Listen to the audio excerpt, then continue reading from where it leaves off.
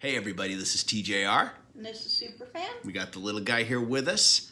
And so this video is a follow-up to the previous video where we discussed basically Superfan's idea, which is, I want to add again, a great idea of what we think the Walt Disney Company should do in regards to releasing Song of the South. You can watch that video. We'll leave you a link. You might want to watch it first before you watch this one. But at the end of that video, we both had to disclose, that we've never seen the film. We can only go off of what we've read about the film. So I was able to obtain a Blu-ray of the film from Spain. It is clearly a bootleg because it does not have any official Walt Disney information on it, but it is a actual professionally replicated Blu-ray, not just a BDR. And so we were able to sit down and watch this film for the first time, both of us. Yes. And so we're going to talk about it now. And if you saw the first video, and maybe even if you didn't, I'm sure you understand that there's a fair amount of controversy surrounding this film about whether the Walt Disney Company should or should not release it. And many have accused the Walt Disney Company of trying to ignore their history, sweep it under the rug. And as I've watched the film, I can kind of understand both sides of it. I can kind of understand how having the Walt Disney Company release this film could get very problematic. Hence my idea. Yes, hence your idea. Because Walt Disney films get passed on generation to generation. They are for family viewing. Yeah, people plunk their kids down in front of the TV and hit the button and off it goes. There you go. And as a kid, you could watch this and maybe not quite fathom, what is wrong with this. The implications. The implications. But I think it can have not necessarily a good influence on young kids. In the last video, I talked about how Whoopi Goldberg is a huge proponent for releasing the film. She says that she feels that the Disney company should not hide from their history. They should release the film. They should use it as a means of opening a conversation about the time that the film was made in, about the times that the film is portraying, and just create more conversation, which I think is a good and positive thing. However, though, like for instance, film critic Roger Ebert was an advocate for not releasing it because he did feel that Disney films strongly influence kids and that this film could really have a misleading effect on a lot of kids. And I see his point too. So we've both watched the film. Yes, we have. Do you want to say anything about it, just kind of in general, some of your general thoughts about it first, or would you like me to start? Well, I am one of the whitest white people in the white world. Yes. And you're probably one of the whitest people in the brown world. I am. I'm probably one of the whitest Mexicans you'll ever meet. But go ahead. With that said, what do you want to say? And my intent is not to offend anybody, but having spent time in the South when I was a teenager, actually younger, and seeing casual racism, it was nice to see three kids from completely different backgrounds playing together and being comfortable with each other. In this film. Yes. Yeah, which is what you do see. And so a little bit about the plot here. Basically, the story is about a young boy named Johnny who has two parents. His father is a writer. I want to circle back to that in a moment. Most kids do have two parents, by the way. Okay. He has a mother and a father, and the father is a writer. I do want to circle back to that in a moment. But they're taking him to his grandmother, who has a plantation, to stay with them for a while. You have suggested that it's kind of hinted at that the parents are having marital difficulties. Yeah, it's never openly stated. But you sense this. But some of the adult conversations indicate that. Okay. And so he is brought to his grandmother's plantation and where he meets Uncle Remus, Yes. who tells him a lot of stories about Brer Rabbit and Brer Fox. Song of the South is based on the Uncle Remus stories adapted by Joel Chandler Harris. That's where these stories come from. He tells him some of these stories, and these stories help him deal with some of the difficulties that he's experiencing in his own life. And he makes friends with Toby, who is a young African-American kid who lives on the plantation, along with all the other plantation workers. And he also makes friends with a white girl named Ginny, who is from the poor class. And like a sharecropper family. Exactly, yeah, I guess so. But at any rate, though, your point is, I think what you're trying to say is that for the time, in the early mid-1940s when this film came out, that in itself was kind of you see that as kind of a radical thing, is what I'm gathering from you. You see that as a good thing, a positive thing to show. Yeah, I do, because I don't think that it would have been shown often in a positive way. I mean, you don't see it a whole lot in movies. Okay, I would have to say that this film, how shall I put it? I've seen more racially offensive racial stereotypes portrayed in films from this era. I've seen much more offensive stuff than what I saw in this film. Which is not to say this film doesn't have problems, but at the very least, yes, you can say that you've got the children who are all getting along, who, despite their differences, their economic differences and their racial differences, seem to enjoy playing with each other and get along. Yeah. You do have the main character, Johnny, played by Bobby Driscoll, who befriends Uncle Remus, who I just want to mention real quick, portrayed by the actor James Baskett, who did win an honorary Oscar for his performance. You do see him adopting Uncle Remus as like a father figure for himself. Yeah. He becomes a father figure in his father's absence. But with that said, those are some positives. Yeah. And I think there's some other positives too we can discuss. In fact, while we're on the conversation of positives, let's talk about one other thing. At the beginning of the film, we have, of course, Johnny, his mother and father, and they have a black woman with them who's, I guess, the nanny is the best thing I can think of. Yeah. Who's played by Hattie McDaniel, who also starred in Gone with the Wind, who was also the first black actress to win an Academy Award. She plays the role of Aunt Tempe.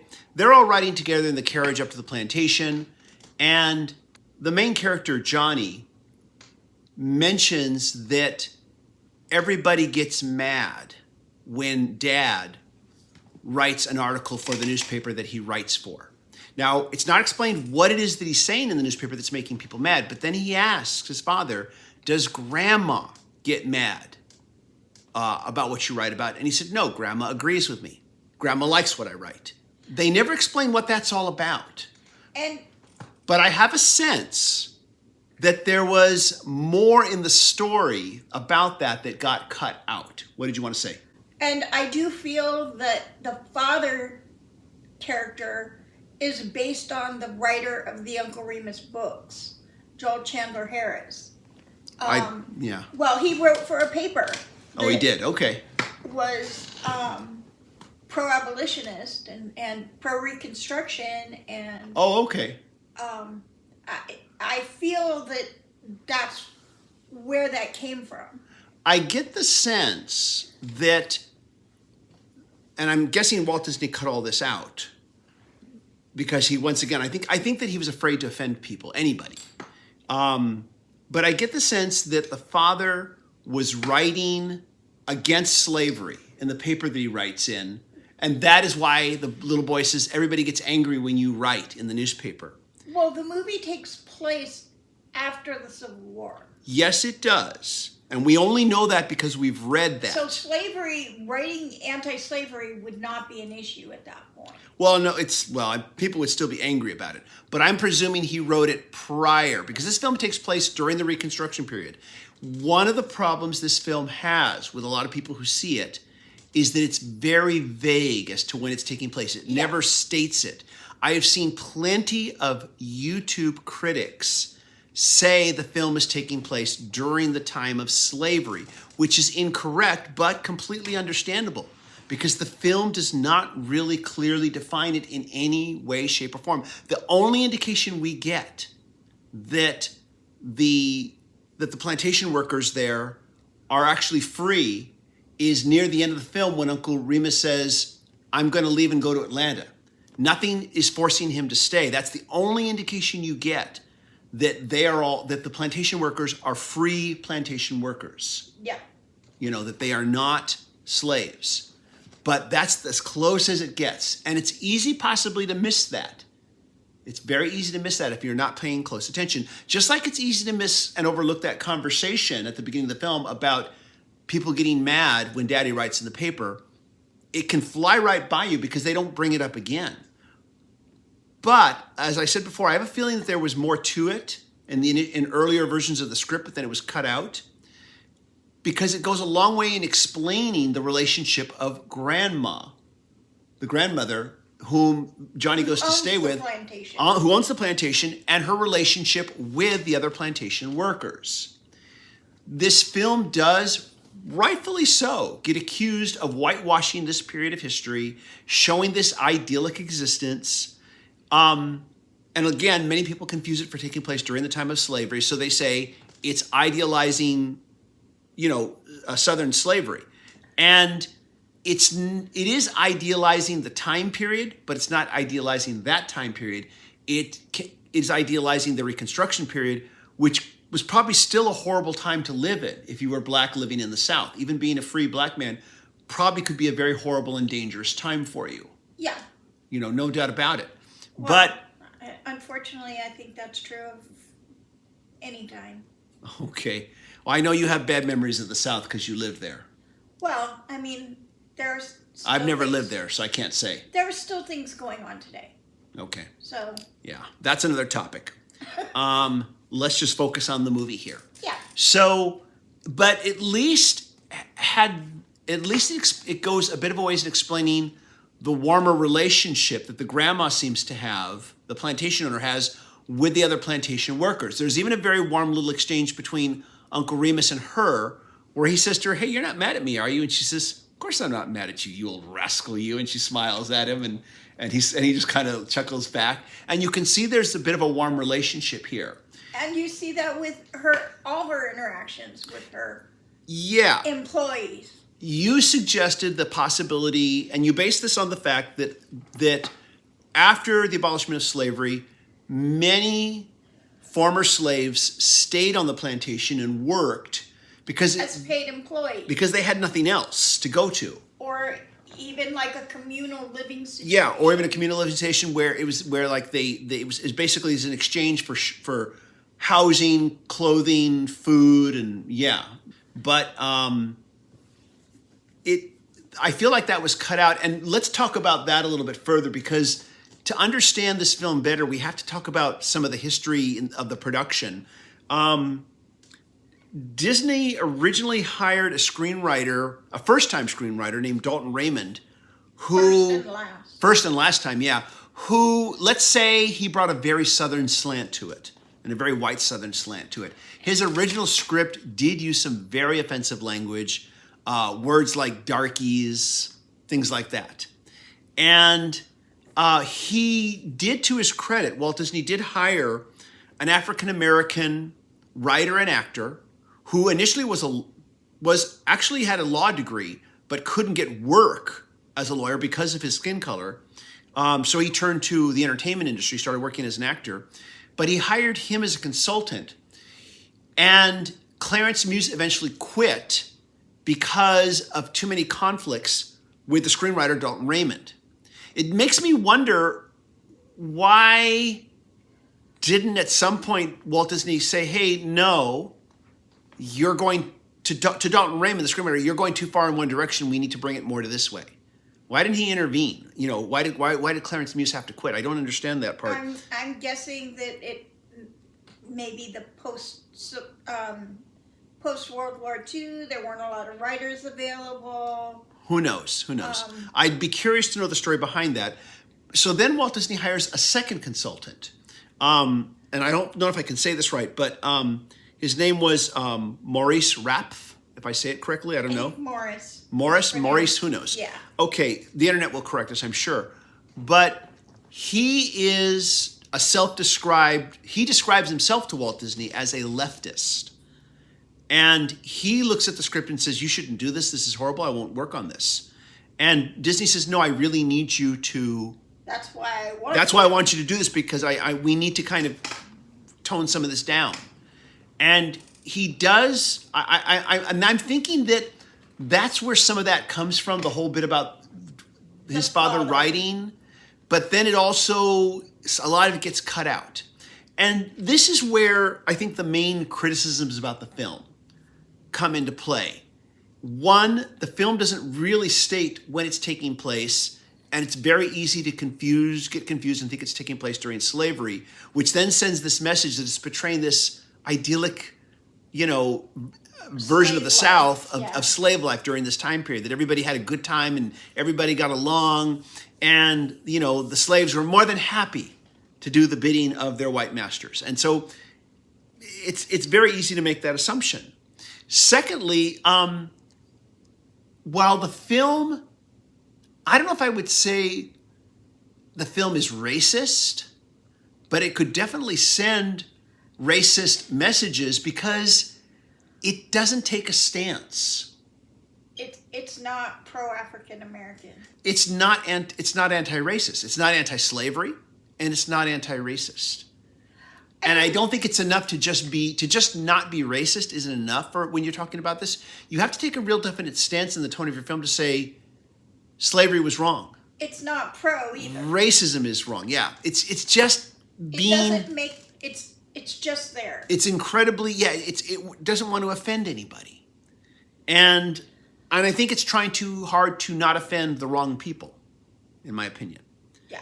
Now there's a dynamic with the grandmother and the mother and Johnny, where you can tell that the mother has a little bit of an issue with Johnny playing with the class system. The whole class system. She has a problem with that. She never says she has a problem with him playing with Toby, but she does seem to have a little bit of a problem with Johnny playing with Ginny, who is the poor white kid. And there's a sequence where they're going to have a birthday party for Johnny. And Johnny says, well, can Ginny come? And she tries to discourage this by saying, oh, there's going to be so many kids at this party. She's basically trying to discourage him from inviting her. Before she can finish, the grandmother says, so one more kid won't matter, will it?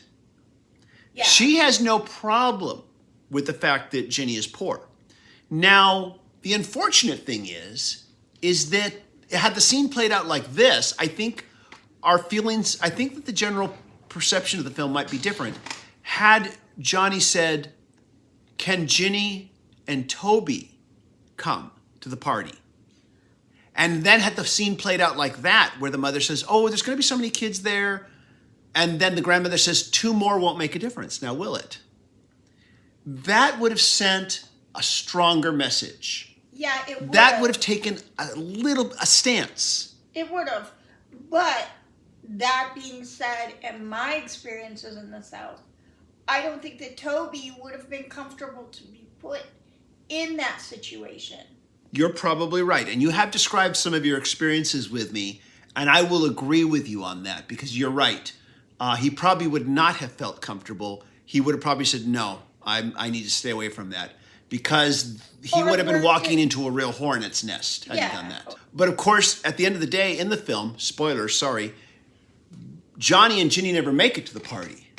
So you could have had the scene play out the way I'm describing, and have Johnny, Ginny, and Toby never make it to the party, in the same way that Johnny and Ginny never made it.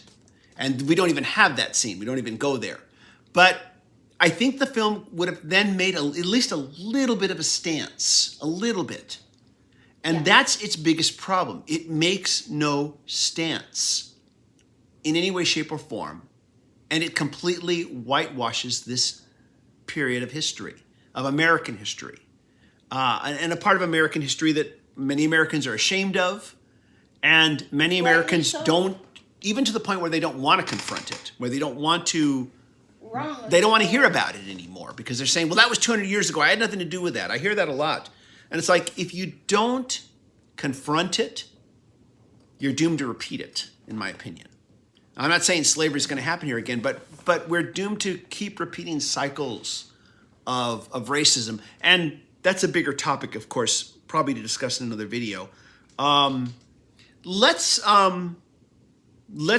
move away from that for a moment, unless you have something else you want to say about that. Let's talk about what we think was good in this film. And I have something I want to say, but do you have something first? Just as a piece of fluffy entertainment, not, and I'm not trying to belittle it, I'm just saying, as a Disney film with the stories, it was great. You enjoyed it. I enjoyed it. The uncomfortable, there were definitely some cringy moments, and I wish that they would have taken a definite stance. Yeah. And you know, I just want to reiterate again, because not everybody watching may know you like I know you. You, even though you are, as you said, one of the whitest people you know, you have certainly probably confronted racism because you grew up for a number of years in the South when you were young. You probably had a lot more confrontations with it than even I did, because I mostly grew up here in Southern California. Yeah. Though I have had my confrontations with it, nowhere near what I think you probably encountered growing up when you were a kid. Yeah, I mean, You probably saw it. You probably it- saw a much uglier version of it than I did. yeah, One thing that I will say about the film that I think is good, besides the fact that you've got the whole adoptive father figure relationship between Johnny and Uncle Remus, is the live action animation blend in this film is absolutely fantastic. definitely. It is at times right up there with Roger Rabbit. I didn't think anything could even come close to that. This film does. This supersedes what they accomplished with Mary Poppins, in my opinion. They did a better job with live action animation blend in this film than they did with Mary Poppins.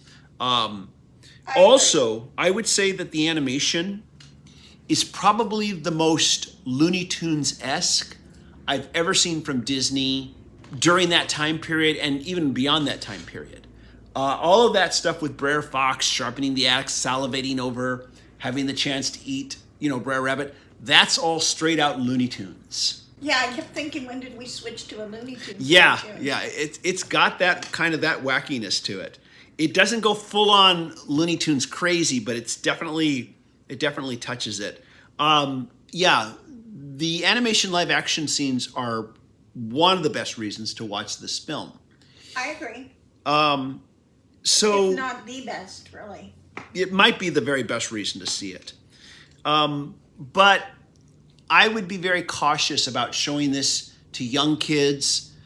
Around their time, they're teenagers. You can probably have already had discussions about race. They're probably old enough to where you can talk to them about it. And they probably have learned.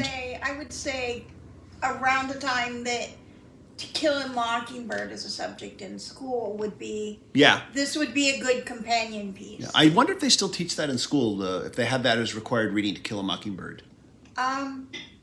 Who knows? I don't know, but that was one of the positive things about school in the South. Was that book was required reading? That book was required reading, and that we saw the film, and that we had discussions. And I think that what we brought up in the previous video, which I'll just say right here, basically Superfan's suggestion was that Criterion should release Song of the South. And once again, you can see that video if you want to hear more of the in-depth discussion on that. But you're right. It could be a companion thing where you do show the film in schools, but you would also, if Criterion releases it, you also discuss it. You discuss the history. You discuss what went on behind the scenes, and you educate with it. And then it could be a very, very, very positive thing. So yeah, it's kind of a shame he didn't take more of a stance, because overall it's not too bad. It's a nice little film. Yeah. But unfortunately it's taking place when it's taking place, and it's completely whitewashing the time period, and it's not taking any kind of stance, which is unfortunate. And I think they tried, but they ultimately failed. I feel like Walt Disney lost his nerve. I think part of him wanted to, but he was too afraid to offend the wrong people. Yeah. And he shouldn't have been afraid. And maybe he thought that by having just this subtle imagery of the children getting along, that would be enough, but I don't think it was. And I think that it not being racist in this situation wasn't enough. You have to also clearly state that you're anti-racist. And I just don't think he... Well, I think that's something that needs to happen across the board. Well, yeah, everywhere. But it's, certainly, but like I said, I'm just saying for the time period, I realized it was a radical thing, but he should have taken a little bit more of a step. And the birthday party, adjusting the birthday party scene like I talked about, that would have been a step. That would have been a small little step that would have at least signaled, yeah, we take a stance on this. And that's just, it's just too bad. This film could never be released as part of the Disney catalog, the Disney series of films, or family films. Criterion's going to be the only way that it can be released, and within the proper context. And I'll bring up, I think we brought up Gone with the Wind in the last video. Gone with the Wind is what people accuse Song of the South of being, an idealistic portrayal of slavery in the South. It is exactly that, and that's out, and we have survived. And of course, it was pulled for a while there briefly, and then put back on HBO Max with some proper commentary to put it in context. And I guess that's I think the Criterion could do that, and we'll see if that happens. I'd be curious to know if Disney in fact does that. You suggested that you think they will because of the 100th anniversary. I do. I think that, we discussed it in the other video. Criterion is doing a release of WALL-E. Yeah. They've already released it, in fact. Okay. It's already out. But yeah, it's the first time that Disney has allowed someone else to release one of their films. And I have a feeling that is... the opening of the door. I think that that's the opening of the door and the lead up to this. And I think that maybe we'll see Song of the South at the end of the 100th anniversary, which would be timed correctly for Black History Month, January of 2024. That is my guess. Well, we'll see what happens. At any rate, though, so I guess I think we've talked this out. Do you? I do. Okay. So at this point, we'd like to know what you think. Have you seen the film? Let us know your thoughts, and just your thoughts on all of this in general. And one thing I want to say is that I know that people have different feelings about this topic. I'm not saying your feelings are invalid. We're kind of saying we don't think the film is racist. It's just not anti-racist, and it should be. And you may just feel the film is completely racist, and we're not saying your feelings are invalid. Anyways, but let us know what you think. Keep the discourse civil. And it's all just opinions, ultimately. Well, it is opinions, but we have to learn how to get along and converse with each other and grow. And so, again, keep it civil. As always, if you like these videos, be sure to hit like, hit subscribe, and hit the bell notification icon. And thank you, patron supporters, for your support. Really appreciate it. Mighty. Patron supporters receive exclusive weekly videos not available here on the channel. And thank you so much for watching. We really appreciate it. Take care, everybody. Bye-bye. Bye.